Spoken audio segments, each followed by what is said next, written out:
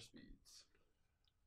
So, Jimmy, you knew this part of the interview was coming. The 70s was famous for catchphrases. Oh, really? You had, yeah, oh, you don't know about this. I forgot. But you had, Kiss My Grits on Alice. You had Sit on It on Happy Days, Up Your Nose with a Rubber Hose. Yes. And one of JJ's catchphrases was, well, what can I say? Yes. But the more famous one is Dynamite. Yes. Can you explain for the millionth time how that came about? Here's what happened. I was doing rehearsing. So I said to whomever it was, hey, that's Dynamite.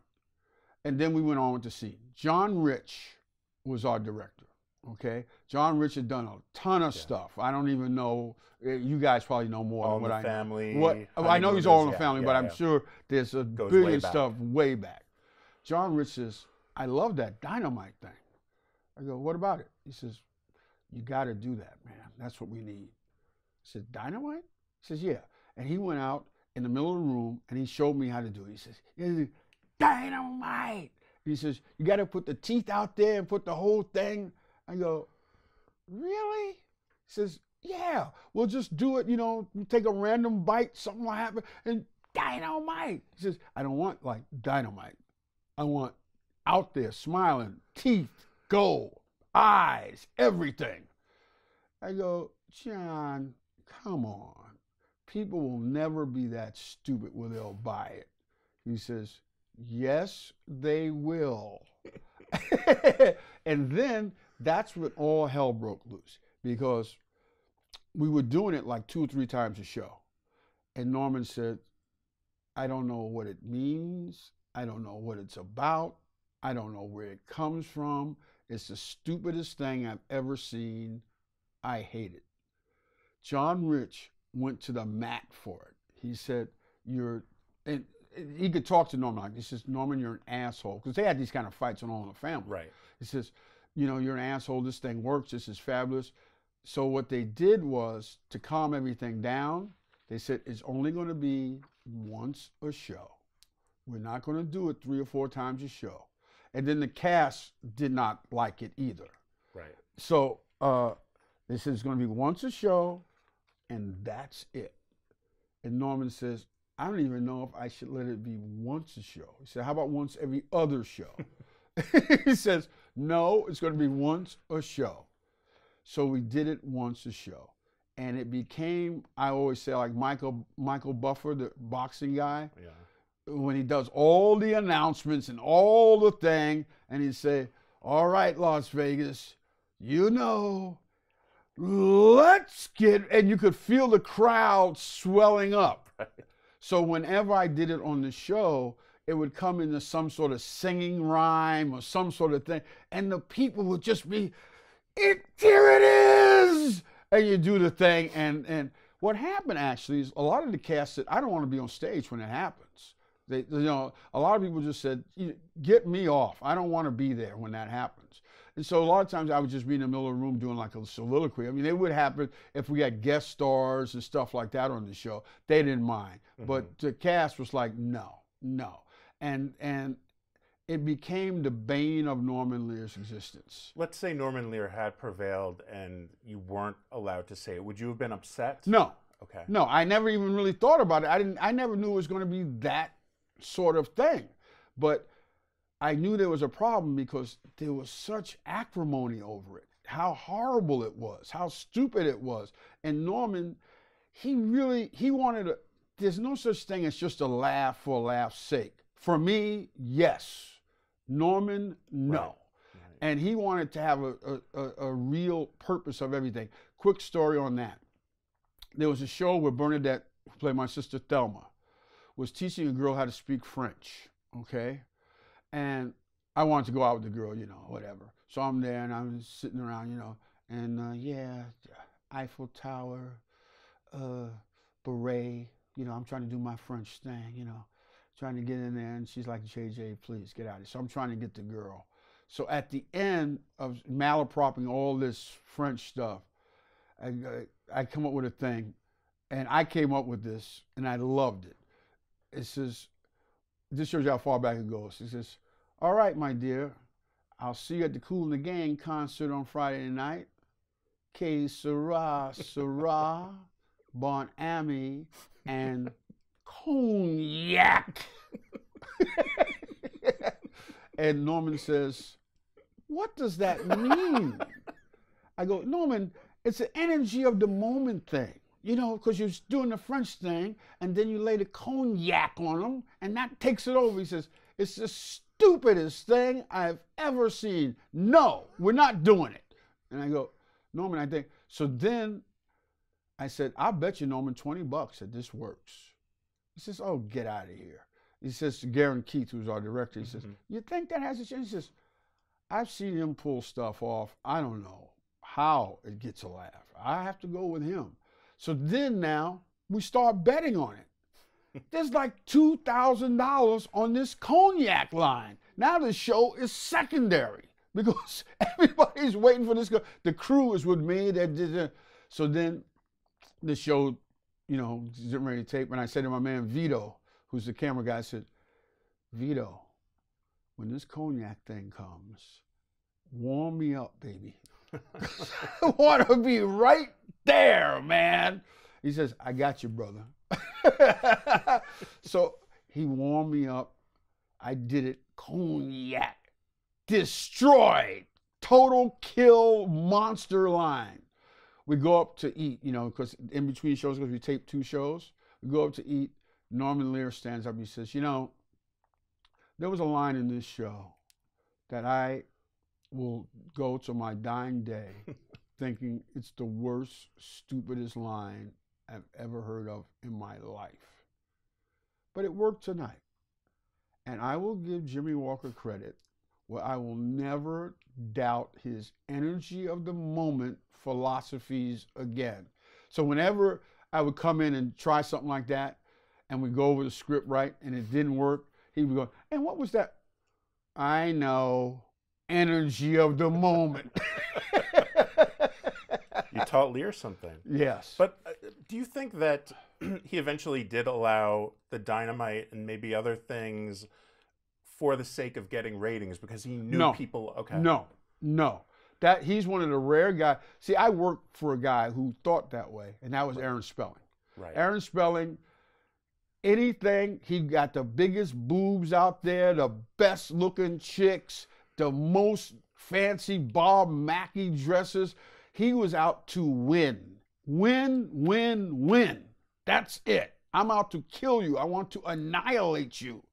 Norman says, I want to do good shows. He's one of those rare guys. It does not happen often. And I mean, believe me, I want to win too. Trust me. Sure. But Norman was of the nature, no, we must do something good. We must do something positive. And that was him. I think, and it's one of the things that hurt me, he left our show because he worked on every show. He was actively involved in every show. Whereas I don't think Aaron Spelling knew what the next word was coming out on any of his shows. He just knew the biggest boobs, right, the best looking guy, and we were number one, and that's all that counts, baby. That's I tell a quick story about Aaron Spelling, who I work with. I was on a show, which that's another story, but I'll tell this story. Starsky and Hutch. Starsky and Hutch had the 2 guys on the show, whatever. And the show was rolling along, doing great. Mm-hmm. And they have all this fan mail, Soul and the other guy. And they said, you know, we should be making a little more money than this, man. This is all this mail. People, you know, they're going crazy. We're in the magazines. He said, yeah, we got to go and see this cat, man. Glazier is the other guy. Paul Michael Glazier. Yes. And he said, we got to go and see this cat, man. You know, we can't allow this to happen. So Aaron had these 2 doors. He had like lead doors. You couldn't get in to see the guy, you know? So he had 2 secretaries. You couldn't get in to see this cat. So they finally got past all the stuff. And they said, hey, Aaron, we got all this mail. People are writing about us. They talk about us all the time, how great we are. We think we should be making X amount of dollars. The money we're making now is not really up to snuff. And if we don't get it, we're walking. He says, well, all right, guys, you know, I mean, you bring up valid points, you know, let me mull it over and I'll get back to you, you know, in a day or so. So all right. So they left and they're in the parking lot and said, we told that asshole, he ain't going to get away with that. They go home. Tony Tolopoulos was the head of ABC at the time. They see in the news, Tony Tolopoulos cancels Starsky and Hutch. Oh, my God. They go, no, Aaron Spelling says he's coming up with a new show soon. And they go like, no, well, we didn't mean that thing with the ding dong. And he pulled it. I mean, it's that simple. I've heard you tell a similar story about Mike Evans from The Jeffersons. Mike Evans created the show. Co-created Good Times. Co-created Good Times along with Eric Monty. And we had a Christmas party with Alan Horn. And Alan Horn, it's always a strange thing. I had Alan Horn thrown out of our note session because he was a young cat, accountant or whatever he was, and he would be giving notes. And I go, who's this guy? I said, well, he's an accountant guy, works with Jerry Parenchio. I said, get him out of here. He's got no creative stuff. And well, now he's the head of like the world or whatever. Right, yeah. So Norman Lear and Alan Horn are standing there. I'm there. And Michael Evans comes up. He says, hey, Norman, this is getting a little crazy here, man. He says, I'm on the Jeffersons. And, you know, let me tell you something, Norman. I was the first guy on any of your shows, Black Guys. I was on All in the Family. And then here comes Sherman and Isabel. And they come on my show, okay? Now you write a show for them, not me, okay? I should be doing more on the Jeffersons than what I'm doing. And the stuff that I do, I come in one line, me and Berlinda, and that's it. That's all we got. And it's all Sherman and Isabel, and that's not right. Let me tell you something, Norman. I'm a creative guy. I'm a funny guy. I studied acting. I don't need this. I'll tell you right now, if I don't get more stuff on this show, I'm walking, man.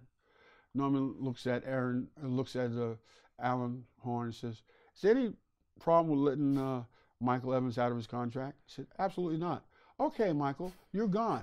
Thanks. Bye. Write that in there on the spot. Right. And give back that Christmas drink and give me that damn prison back. I mean, it's just like that. Just like, you're gone. It's over. I love it. And Norman did it so nonchalant. Is there any problem with letting Michael go? No. Okay, you're gone. Thank you. So no one's expendable, I mean, in the Norman Lear universe. And eventually he came back later on. He did come back. He did come back. Is there any story about the JJ's denim hat? The denim hat came about this way. I was at the Improv in New York. They said, hey, we're casting this movie, man. We need, you know, real down brother cats to come in, do this thing. Why don't you go up for it and check it out? I said, all right, I'm going. So I went like I am now. I went in there, you know, whatever. Howard Koch was the guy. You know, it's his movie, big time producer. He says, you know, yeah, it's funny and everything, but you're not black enough. We need, you know, this got to be a black thing. Robert Duvall's in this. We shoot the thing way over on 50th and like whatever, 13th Street. We need some black guy in this thing. Not you're too whatever. I said, oh damn, I gotta darken up. I gotta get black. So in the subway they have all these stores and stuff like that. So they had hats. I said, that'll do it. I'll be a black guy with a hat. Can't deny me then. So I went out and brought this denim hat. And I came back in front of Howard Koch. I said, Howard, am I black now? He says, good enough. It did the trick. Yeah. Okay. So then I said, this is my good luck hat. Because I got this part, Robert Duvall kicks me in the head. It's fabulous. So when I got out to the left coast, I had my denim hat with me. So every day, I never combed my hair or anything. I wore the denim hat. And John Rich says, I love that hat, man. It's great. Yeah. I said, good. Okay.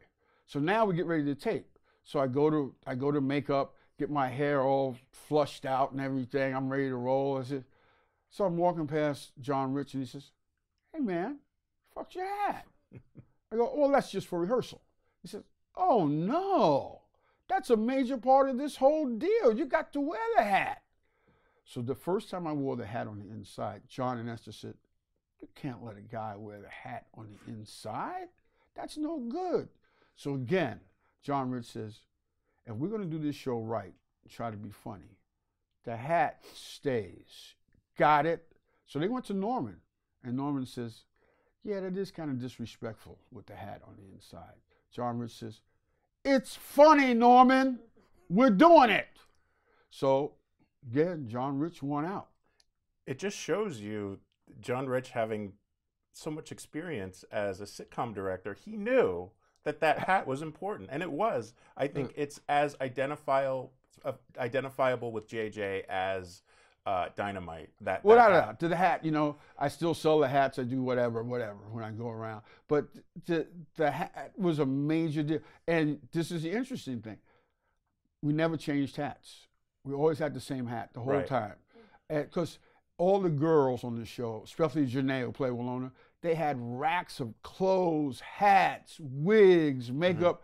I had a turtleneck and a pair of jeans the whole time. That's all I ever wore. Yep. Unless I was in a comedy outfit or had to wear a suit for a wedding. Chicken delivery man or whatever. Basket and Shulman, boy. I'll never let them. I will get them if it's the last thing I do. They came up with the chicken hat, man. And they brought it to me and they said, look at this, the hat. And I went, oh. And then they had the spring thing on the thing. Yeah. So it just, I will get them if it's the last. And then you went to work at a burger place and there was a spring with a cow on it instead of a chicken. Baskin and Shulman. I will get them if it's the last thing I ever do in my life. Do you know where your denim hat resides today? I think, is it in that black museum? Yeah, it's in the Smithsonian New National Museum of African American History. And right where it belongs. And nobody even offered me a ticket or a free pass to the thing. Well, I think we should rectify that, right? Yes, I'm ready, man. Let's do it. I'm going to ask you about some of your co-stars from Good Times. Talk a little bit about Esther Roll, who played your mother, Florida Evans. The interesting thing about our show, I said this before when I was doing, you know, the improv. We were so close.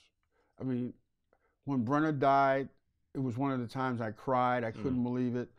All the guys, when people, you know, whatever. We were just like brothers. We hung. And Freddie Prinze. Elaine Boozler, who I started in comedy. Freddie Prinze, who was the first cocky guy who just said, I'm funnier than everybody. No one is as funny as me. And Freddie had the heavy drug problem. I still believe to this day, we'll get back to your other question in a minute, that if Brenner would have been on the left coast, because Brenner hated being out here. He was like Woody Allen. He hated the West Coast. Freddie would have never killed himself. Freddie had a massive ego. Freddie was a gigantic asshole. But you know what? He was my asshole. I loved the guy. He was, and Freddie was very paranoid about any kind of success. He really wanted people to love him at all times. So he's the kind of guy, this is what he would do. He did a lot of drugs and he drank a lot. And he would call you at like 3 o'clock in the morning. And he did a lot of Quaaludes. And he'd call you and say, hey man, I'm depressed. You know, yeah, well, you know, I'm sorry. You know, what do we do? He says, you got to come over. You know, Freddie, you know, 3 o'clock in the morning, man. He says, you know, I just need you over here, man. I got to have you. He says, Freddie, it's 3 o'clock. He says, oh, no. It's all right if you guys don't want to come over. I mean, if I kill myself or something, you know, it's no big deal. You go, all right. So you get in your car and you roll over there. He lived right on 7777 Hollywood Boulevard. That's where he lived. You roll over there. There'd be like 10 people over there. Go, what the hell is this about? He says, just wanted to see if you come, man. And he'd always pull stunts like this. And he had a tremendous ego. Now there's a bookstore, not a bookstore, but a newspaper stand on La Cienega that run, on Cahuenga. On Cahuenga. Yeah, World News, I think. Whatever it is, Cahuenga. So Freddie would say, hey man, we got to go over to Cahuenga. I said, what are we going to Cahuenga for? He says, just come on over. So him and Bursky, that's his right-hand man, be over there. And they had all sorts of magazines, everything you could possibly imagine. And they'd have like Teen Beat, Tiger Beat, this beat, that beat. And on the cover that year was Freddie Prinze. And he would go there and stand in front of his magazines. And people would walk in and they go, hey, aren't you Chico Freddie Prinze? Oh, yeah, I was just happened to be in the newspaper. I was reading an Atlantic Monthly, and I happened to run over to this section. I said, could you sign your... Oh, yeah, well, I got to get time at the latest time. I got to get that. I mean, he's not getting that. He's just standing in front of this thing. So for some reason, I don't know how he talked me into it. The next year, we go back again, okay? Teen Beat, Tiger Beat, all these magazines. People don't remember this. John Travolta was the guy. Vinnie Barbarino. People love John Travolta. And Freddie's looking at the magazine rack and he goes, oh, shit, where's my stuff? And he said, oh, Freddie, you know, it's a new man in town, you know, John Travolta. He sucks, man. He can't carry my jockstrap. Get this guy. And the girls, and what happened was, this even killed him more. He was on the cover of music magazines because John Travolta had a hit record also. Right. People don't realize that. Right. So Freddie says, we got to go to the athletic store. Freddie was in horrible physical shape. I said, where are we going to the athletic store? You're not going to work out. He says, you'll see. So me, him, and Bursky go over there. He buys a bow and arrow, high-power bow and arrow. Travolta lived down on Santa Monica Boulevard. At the time, you know, he's a big star now. He's whatever. But Freddie goes down there and takes a high-power bow and arrow. I said, Freddie, what are you going to do? He says, I got to kill this guy. He says, he can't be bigger than me. I said, Freddie, we're not killing anybody, okay? He says, I'm waiting for this fucking guy and I'm going to kill him.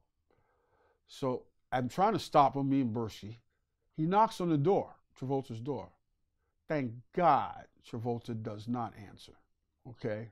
I don't even know if he's home. As we're leaving, Freddie turns around, fires 3 arrows into the door. I'm sure to this day, Travolta's going, the fuck I get home, there's 3 arrows in my door. What is that about, man?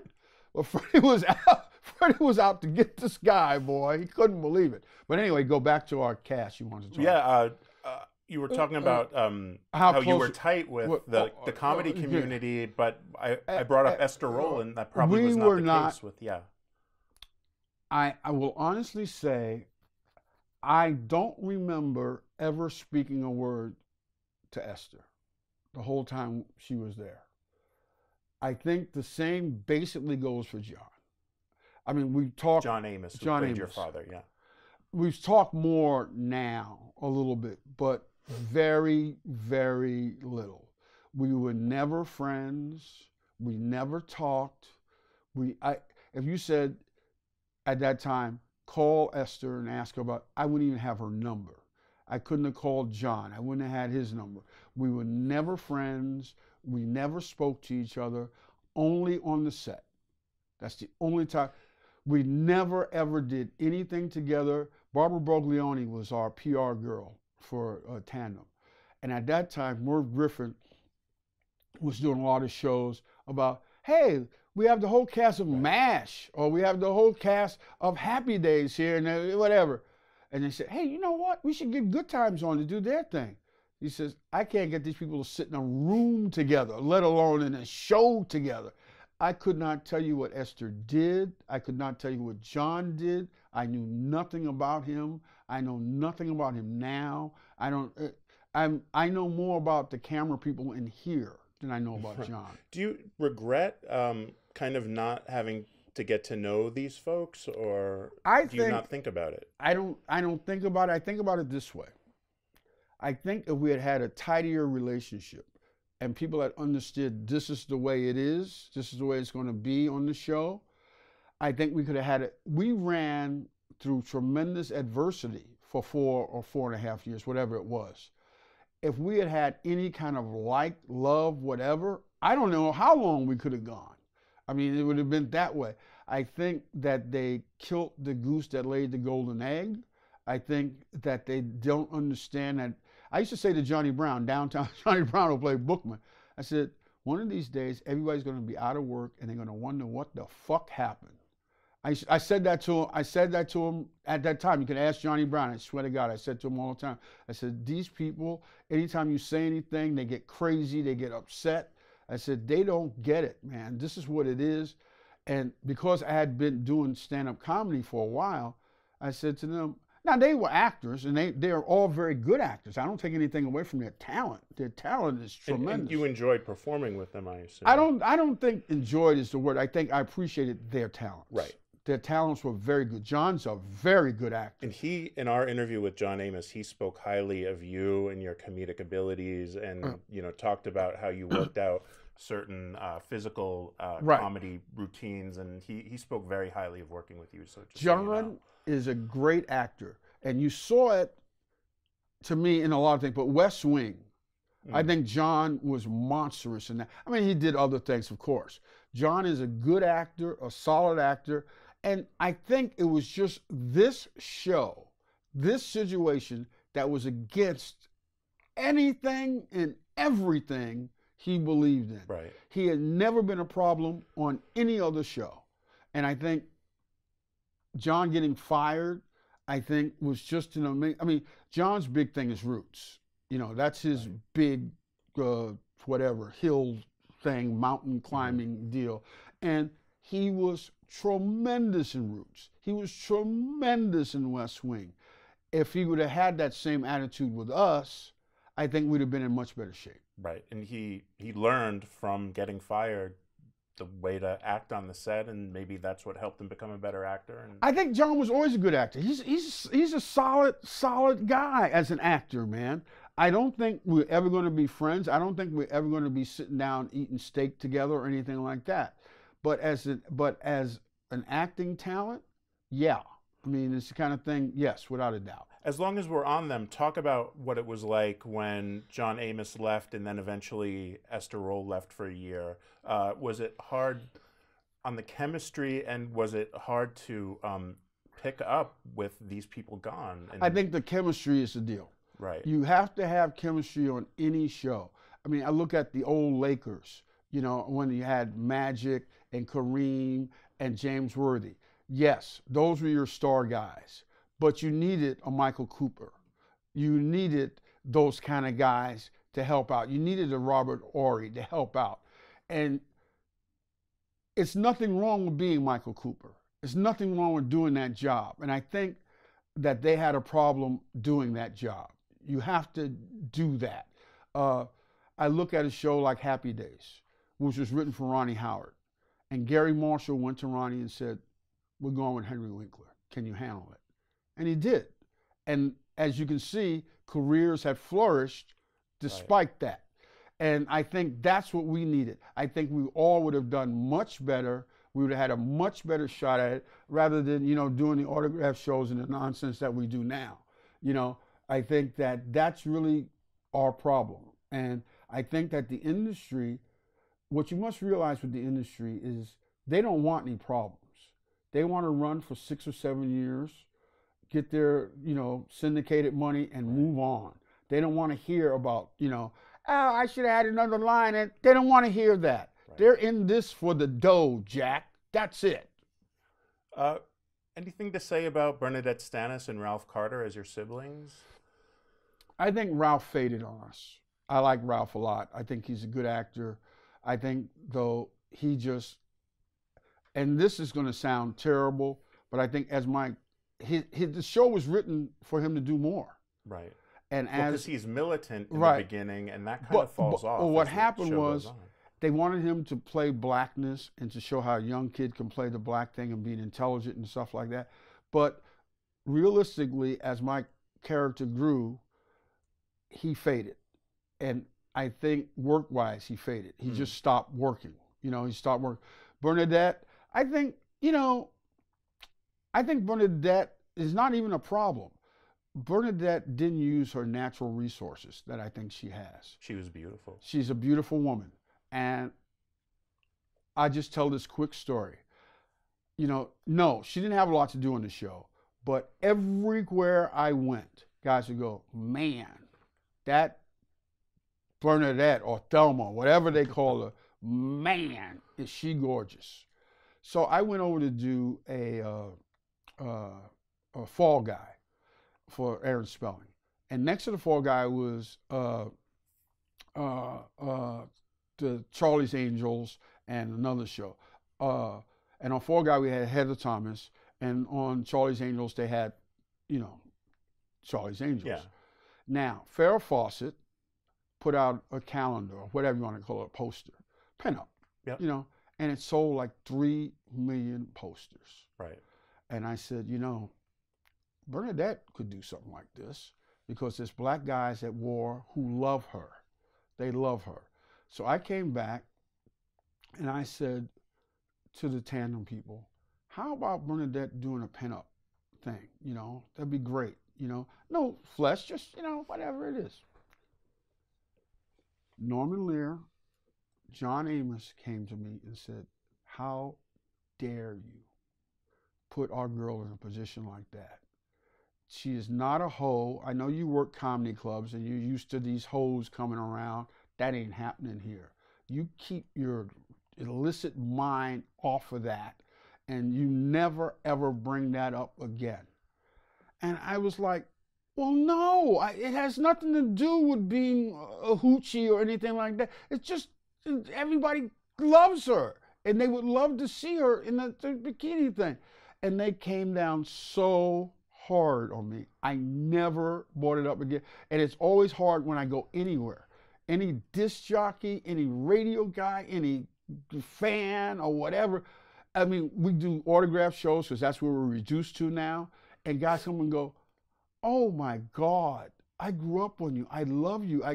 And the guy will be with his wife and he'll go, this is just like, and you go, this is a guy that would have bought a poster in the old days. What are you doing? And to this day, she still feels kind of the same way.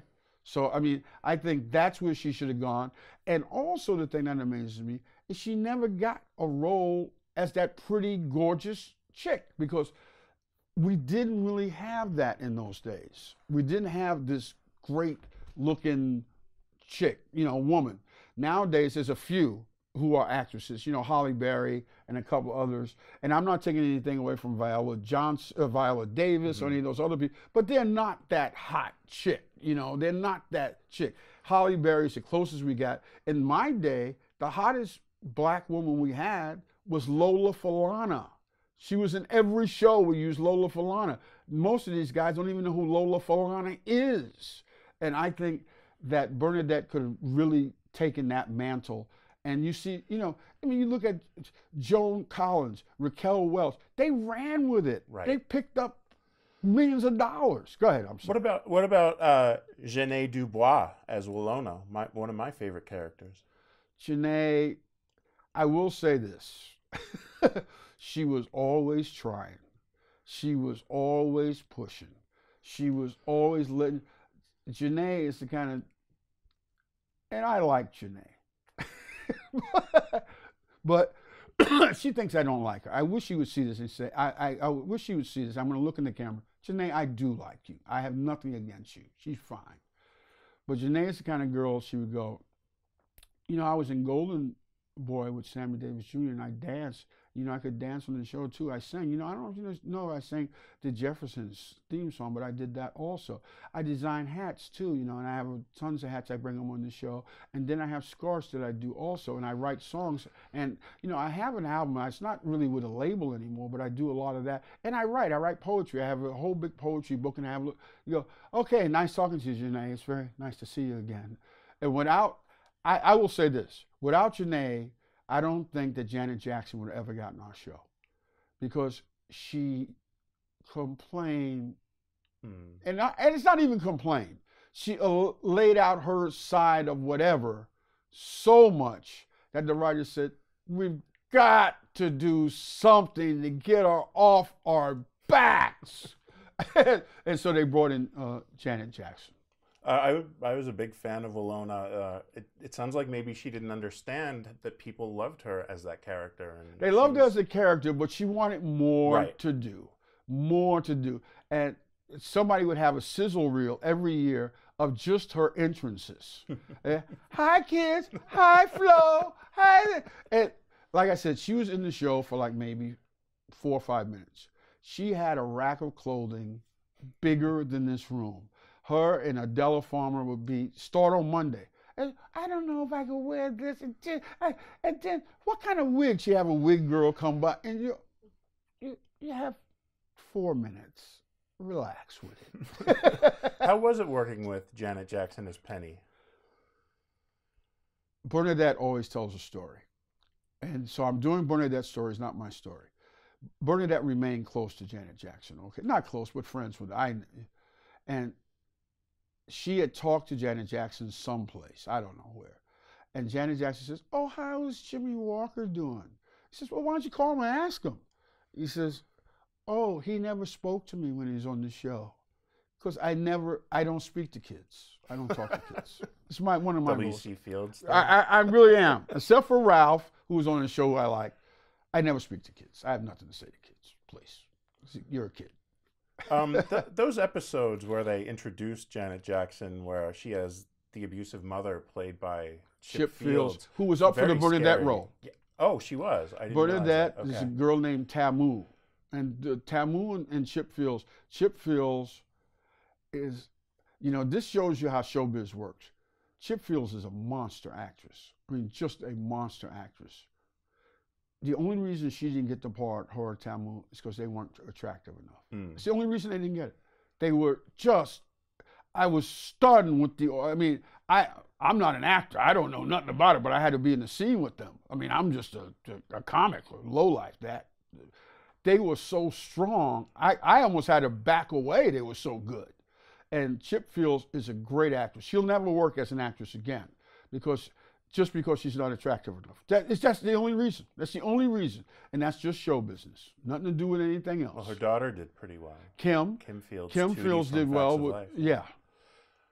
How was it being the breakout star? When did you first realize you never when really did it felt dawn it. On you? You never felt being a breakout star because the cast wouldn't let you feel that way, And then I think working at the store every night, you definitely didn't feel like you were any breakout star because there were huge comics coming through, right? Massive comics that you were just muddled in the muck.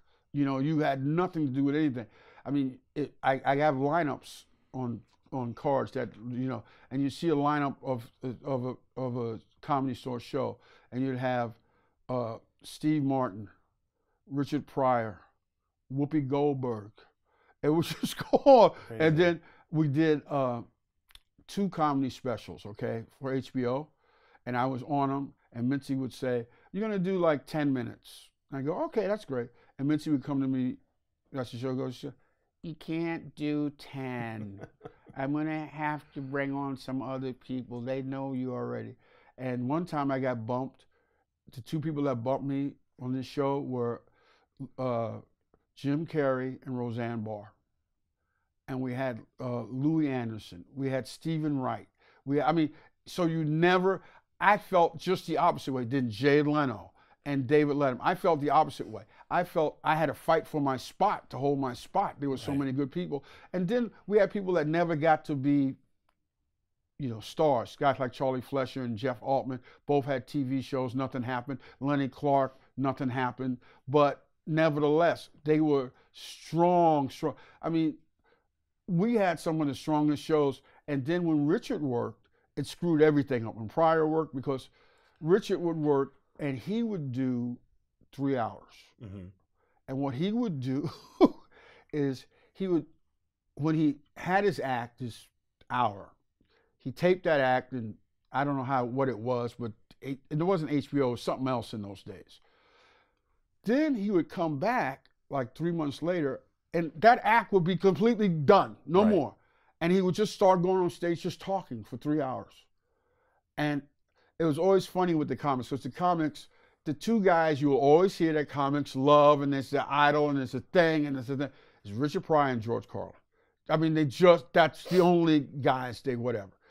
And Mitzi would get all the comics who were working together. Mitzi Shore, owner of the Comedy Store. Mitzi would get all the guys together and say, Richard's coming in, and he's going to be here for about 6 weeks.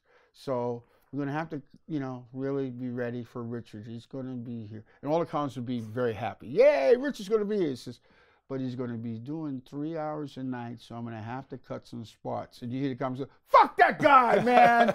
Jesus. So, I mean, essentially what you're saying is your entire life outside of Good Times was performing at the Comedy Store. And at the Comedy Store, you couldn't feel this breakout success because you had Richard Pryor coming and bumping you all the time. Steve Martin. I mean, when Steve Martin came in there, it was just the biggest guy we had, and the ones that people went berserk for, was Robin Williams. Robin Williams worked we had 3 rooms. We had the belly room, the original room, and the main room. He worked all 3 rooms. He'd run around doing a thing. Hey, and when Mark was on, he was on every night. He'd come right after the show. He'd be standing on tables, this and that and this. Every major agent, everybody would be coming in. The same thing when Richard. When Richard was on, all the Lakers, the Dodgers, the Los Angeles Rams, they're all here to see him. Just getting back to Good Times for a second, do you have a favorite episode that you remember? Or? Not really. I was not that guy. The closest to a favorite episode, besides the cognac thing, was JJ gets shot. And I really wasn't even in that episode. It was John and this guy, Oscar DeGroot. And John, again, it showed how great an actor John was. Even though we didn't have a relationship, John acted like, this is my son. How dare you? It's that kind of stuff like that. And he played that scene so hard, him and Oscar DeGroot, who quit show business. I felt it.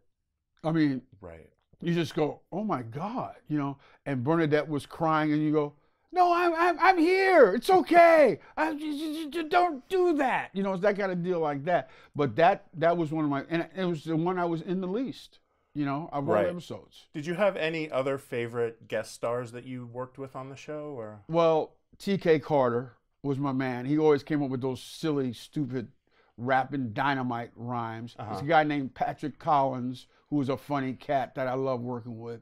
Those kind of guys. I love working with those 2 guys. There was, in the early episodes, Stymie Baird from the Little Rascals used to come on. Do you have any memories of him? I love Stymie Bird, whatever. I love Stymie. Yeah. I love Stymie. And I love the Little Rascals. And life had been so hard for him. Right. And I have to say, and somebody else from the show may say, I fought for him to be on as many episodes as possible, because anything he could get, he was so appreciative of it. And he was just the nicest guy. And I just really felt so hard for him, because he really had worked. I mean, things have really gone bad for him. And he was, most actors, they come on, hey man, I had an audition. What's that about? What am I doing? He was like, God, thank you, man, just for putting me on this show. So I fought for him. I love Stymie. I loved him. I love watching the episodes he's in, because he's funny, and it's very novel to see grown-up Stymie, and it's great to hear that you fought for him. Oh man, I fought for him because he just deserved it. Anytime we did a wedding, a funeral, a this, a that. Oh, and Teddy Wilson was one of my favorite guys. I loved Teddy Wilson because he played the gangster, Mad Daddy, or whatever. Big Daddy. Big Daddy. And he had that line, and he was such a humble guy. But when he did this show, it was like, JJ, you in trouble. I love Teddy Wilson. He's great. And then there was the guy who played Lenny. Do you remember? Lenny, Dap Sugar Willie, who actually went on the road with me. I love Dap Sugar Willie.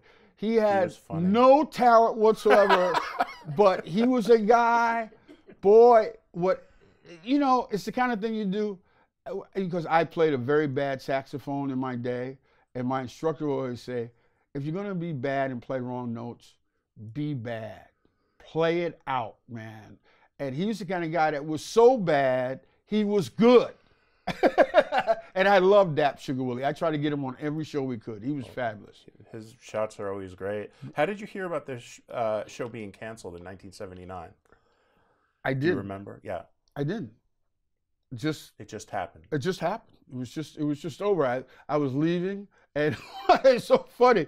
And I knew the show was going to be gone, but I was leaving, and the Soul Train crew was coming because they taped on the same lot we did, and they coming in. How about this outfit? That outfit? Hey man, I got a new move, and you go, this is it. It's over. What did you think of the final episode where everything was wrapped up in a neat little bow? I don't think you can wrap anything up like that. Right. But you know, whatever. They wrapped it. They gave everyone a happy ending. They gave everybody, and again, it goes back to Blackish with Right. the Theo thing. Life doesn't wrap up in 22 minutes. It just doesn't. What do you think is the legacy of Good Times? I think the legacy, and again, I refer to Blackish. I can't tell you how many black people have walked up to me, especially with Cosby, when Cosby came on. And Cosby was as big as it was, et cetera. So people go, you know something, JJ or Jimmie, whatever. We loved Cosby. It's a great show. But your show is the way we lived. We lived that. That's the way we grew up. Cosby is great, and we loved that happened. And people say to me about Blackish. They say, Blackish is not a black show. It's a show to make white people feel good. And that's really what it is. They don't want a hood show on for white people. They want a show on that white people go, there you go. We like these people. They don't want a show with, you know, Lenny or Dap Sugar Willie or those kind of guys are hanging out. They don't want that. They want Cosby, you know, and Cosby hit that thing, but that's a whole nother thing. But that, you know, so I think Blackish is that show. Mm-hmm. You know, they got a show in abeyance right now, which is an industry show, but it's not on, called Carmichael. Now that show, they're waiting for that to happen. It came on for like 6 episodes, and we'll see. It's like an All in the Family kind of show, but it's a black family, middle class family. You'll never see a poor black family on TV again, ever. Ever, never, ever. Go ahead. Sorry. On that note, let's take a little break and then we'll wrap up. All right, wrap it up.